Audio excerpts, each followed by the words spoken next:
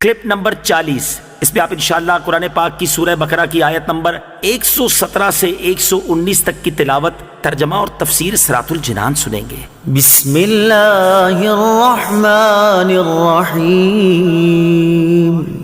ترجمہ: اللہ کے نام سے شروع جو نہایت مہربان رحمت والا ہے۔ بدیع السماوات والارض وَإِذَا قَضَى أَمْرًا فَإِنَّمَا يَقُولُ لَهُ كُن فَيَكُونُ۔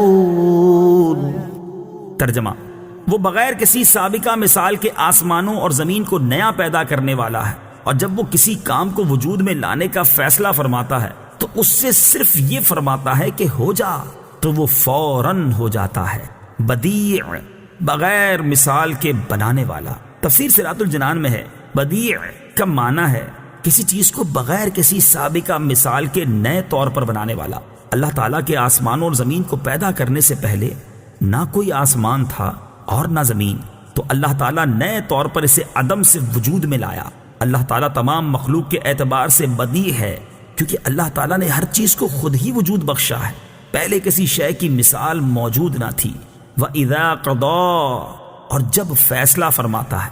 تفسیر صراط الجنان میں ہے فیصلہ فرمانے سے مراد ارادہ کرنا ہے، جیسا کہ ایک اور مقام پر اللہ تعالیٰ ارشاد فرماتا ہے انما امره اذا اراد شيئا ان يقول له كن فيكون۔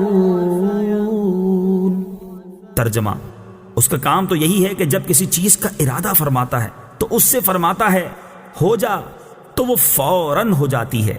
اور اس آیت سے اصل مراد یہ ہے کہ ایسا ہونا ممکن نہیں کہ اللہ تعالیٰ کسی شے کا ارادہ فرمائے اور وہ نہ ہو، بلکہ اللہ تعالیٰ کا ارادہ قطعی طور پر نافذ ہوتا ہے، اور کسی شے کو وجود میں لانے کے لیے اللہ تعالیٰ کو انسانوں کی طرح محنت و مشقت کی کوئی ضرورت نہیں، بلکہ اللہ تعالیٰ کا اس چیز کے وجود کا ارادہ فرما لینا ہی کافی ہے۔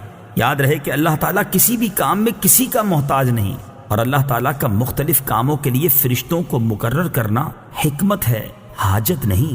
وقال الذين لا يعلمون لولا يكلمنا الله أو تأتينا آية كذلك قال الذين من قبلهم مثل قولهم تشابهت قلوبهم قد بينا الآيات لقوم يوقنون۔ ترجمہ: اور جاہلوں نے کہا اللہ ہم سے کیوں نہیں کلام کرتا، یا ہمارے پاس کوئی نشانی کیوں نہیں آ جاتی؟ ان سے پہلے لوگوں نے بھی ایسی ہی بات کہی تھی، تو ان کے دل آپس میں ایک جیسے ہو گئے۔ بے شک ہم نے یقین کرنے والوں کے لیے نشانیاں کھول کر بیان کر دیں۔ الذین لا یعلمون، جو نہیں جانتے۔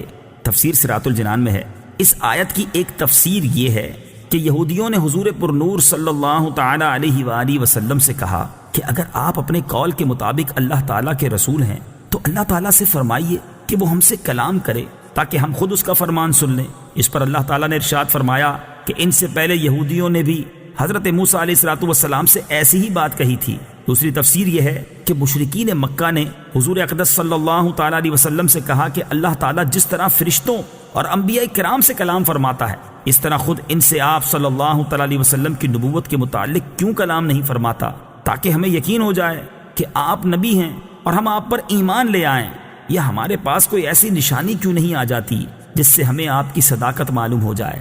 اللہ تعالیٰ فرماتا ہے کہ ان مشرکوں سے پہلے کفار نے بھی اپنے رسولوں سے ایسی ہی بات کہی تھی۔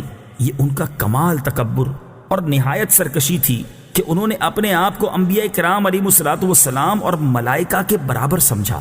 تشابہت قلوبہم، ان کے دل آپس میں مل گئے۔ تفسیر صراط الجنان میں ہے یہود و نصارہ اور مشرکین کے اقوال کا گزشتہ منکرین کے اقوال کے مطابق ہونا ان کے دلوں کی سختی اور کفر کے ایک دوسرے سے مشابہ ہونے کی علامت ہے۔ اس میں نبی کریم صلی اللہ تعالیٰ علیہ وسلم کو تسلی دی گئی کہ آپ جاہلوں کی سرکشی اور معاندانہ انکار سے رنجیدہ نہ ہوں۔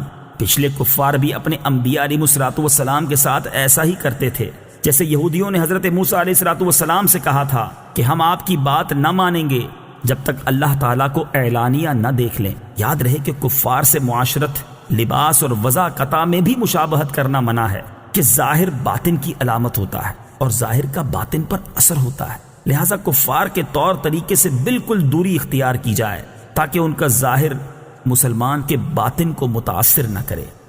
إنا أرسلناك بالحق بشيرا ونذيرا ولا تسأل عن أصحاب الجحيم۔ ترجمہ: اے حبیب، بے شک ہم نے تمہیں حق کے ساتھ خوشخبری دینے والا اور ڈر کی خبریں دینے والا بنا کر بھیجا، اور آپ سے جہنمیوں کے بارے میں سوال نہیں کیا جائے گا۔ ارسلناک، ہم نے آپ کو بھیجا۔ حضور پر نور صلی اللہ تعالیٰ علیہ وسلم جنت کی خوشخبری دینے والے اور دوزخ سے ڈرانے کی خبریں دینے والے ہیں۔ آپ صلی اللہ تعالیٰ علیہ وسلم کی تبلیغ کے باوجود اگر کوئی جہنم کی راہ جاتا ہے تو اس کے متعلق آپ صلی اللہ تعالیٰ علیہ وآلہ وسلم سے سوال نہ ہوگا کہ وہ کیوں ایمان نہ لایا، اس لیے کہ آپ صلی اللہ تعالیٰ علیہ وآلہ وسلم نے اپنا فرض تبلیغ پورے طور پر